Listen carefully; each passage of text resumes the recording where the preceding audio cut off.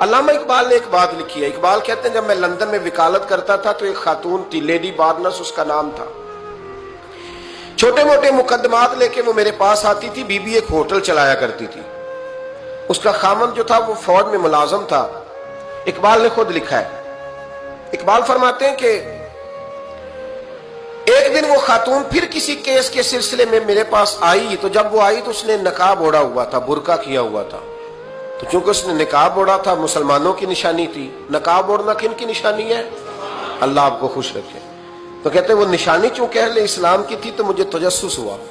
میں نے کہا لیڈی خیریت ہے؟ میم صاحبہ یہ برقع پہننا ہوا ہے. تو کہنے لگی ہنس کے, اقبال مجھے پکا یقین تھا کہ آپ ضرور پوچھیں گے. تو میں نے کہا اچھا تو یہ برقع؟ تو کہنے لگی الحمدللہ میں مسلمان ہو گئی. تو میں نے فوراً کہا کہ آپ کا شوہر تو فوج میں ملازم ہے, فوجی کے لیے بدلنا اور پھر ملکی قانون اور یہ چیزیں. تو کہنے لگی اس نے مجھے کیا کہنا تھا, وہ خود کلمہ پڑھ گیا. تو کہتی ہیں میں اور متجسس ہوا. وہ کیس کی بات کرتی تو میرا تجسس بڑھ گیا. میں نے کہا تو کیس چھوڑ یہ بتا کلمہ کیسے پڑھا؟ تو کہنے لگی اقبال اصل بات یہ ہے کہ میں نا بے اولاد تھی, خامد بھی بڑے اچھے پیسے کماتا, میں خود بھی ہوٹل چلاتی, پر ڈپریشن اور ٹینشن اور بلا وجہ کی پریشانیاں جان نہیں چھوڑ. یہ ٹینشن اور ڈپریشن کا نا مجھے عربی ترجمہ کوئی نہیں ملا.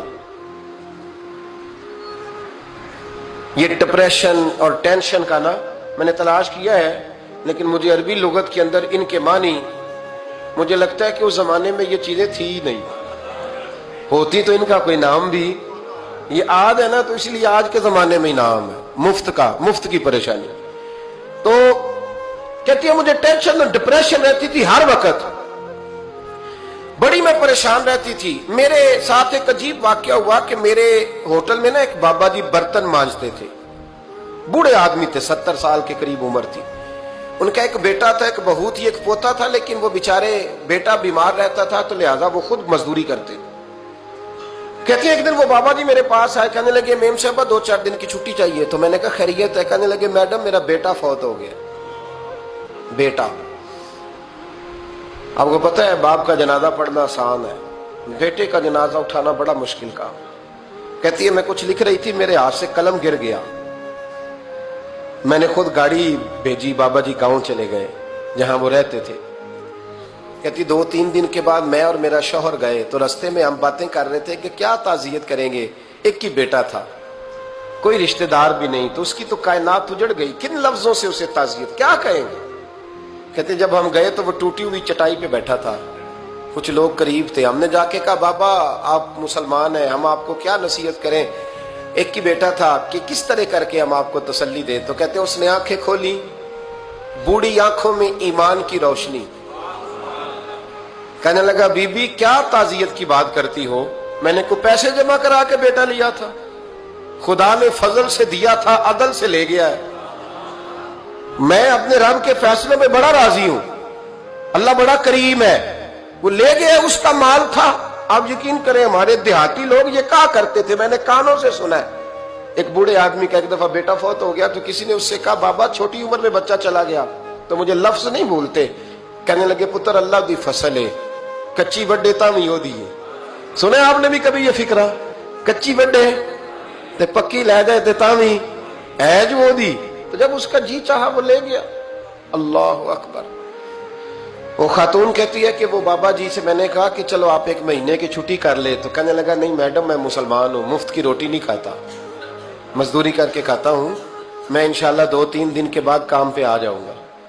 کہتے ہیں وہ چند دنوں کے بعد آ گیا. اللہ کی قدرت کے ابھی 2-3 ماہ گزرے تھے پھر آیا. میڈم چھٹی چاہیے کچھ دنوں کی. میں نے کہا خیریت ہے؟ کہنے لگے وہ میری بہو بھی ہارٹ اٹیک سے فوت ہو گئی. کہتے اب میں بھی تڑپ گئی اور عیسائی ہو کہ میری آنکھوں میں آنسو آ گئے. میں نے کہا گھر کا دروازہ بند ہو گیا, اب یہ بیچارہ کیا کرے گا. وہ اپنے شوہر کے غم میں ہارٹ اٹیک سے فوت ہو گئی. کہتے ہم پھر 2-3 دن کے بعد تعزیت کے لیے گئے, پھر ٹوٹی ہوئی چٹائی, بوڑھا نہ اپنی انگلیوں سے زمین پر کچھ بنا رہا.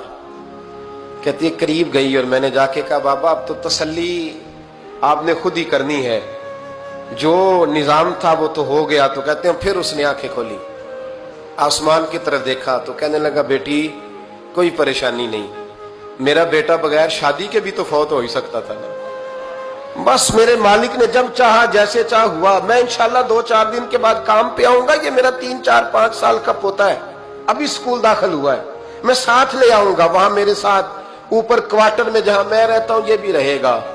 कहती है मैं सख्ते में आ गई उसकी कैफियत देख के। वो पोते को साथ ले आया। कभी कभी मैं देखती छत पे खड़े होके कि दादा घोड़ा बना हुआ है और पोता सवारी कर रहा है। वो सवेरे उठता, उसको स्कूल छोड़ के आता, शाम को लेके आता, प्यार करता, मोहब्बत करता। तीसरी मंजिल पर हमने क्वार्टर दिया हुआ था, वहां दादा पोता रहते। अल्लाह तू बड़ा बेनियाज है। कहती है इकबाल, एक दिन ना पोता ऊपर वाली मंजिल पे खेल रहा था, उसका पैर फिसला, वो गर्दन के बल जमीन पे गिरा। मुझे खबर हुई तो मैं दौड़ी, एम्बुलेंस मंगाई। खून से लिथड़े हुए उस बच्चे को दादे ने अपनी गोद में रखा। और जब हम अस्पताल की तरफ गए तो हॉस्पिटल बाद में आया, जनाबे इजराइल पहले आ गए और कहते हैं वो गोद में दम तोड़ गया। फिर दादे ने उसे अपने हाथों से गुस्ल दिया। फिर उसने अपने बूढ़े हाथों से कब्र खोदी और फिर मिट्टी डाल के कहने लगा इन्ना लिल्लाहि व इन्ना इलैहि राजिऊन। जे सोना ही मेरे दुख विच राजी, जे सोना ही मेरे दुख विच राजी। फिर सुख नु चुल्ले डावा। कहती वो मिट्टी डाली उसने और जब वो वापस पलटा तो मैं बाजू से थाम के होटल करीब लाई और मैंने उसके करीब कहा कि बाबा तू टूट गया है, तू बिखर गया है। मुझे महसूस होता है कि अब ना तेरी रातें और तेरी सुबहें और तेरी शामें गमों में गुजरेंगी। तो कहते हैं यूं उसने हाथ रखे और यूं आंसू छटक दिए। कहने लगा मैडम क्यों क्यों, मेरे अंदर कोई अकीदा नहीं, मैं कोई लवारस हूं, मेरा कोई रब नहीं, मैं क्यों परेशान रहूंगा, मैं तो पका हुआ फाल हूं। थोड़े दिन गुजरेंगे कब्र में जाऊंगा और जब जन्नत में जाऊंगा तो अल्लाह मेरी बेटे से भी मुलाकात कराएगा, मेरे पोते से भी मुलाकात कराएगा, मेरा रब सारी मुलाकातें करा देगा। मैं अपने अल्लाह की रजा पे बड़ा राजी हूं। वो खातून कहती है मेरा और मेरे शौहर का कलेजा फटने लगा।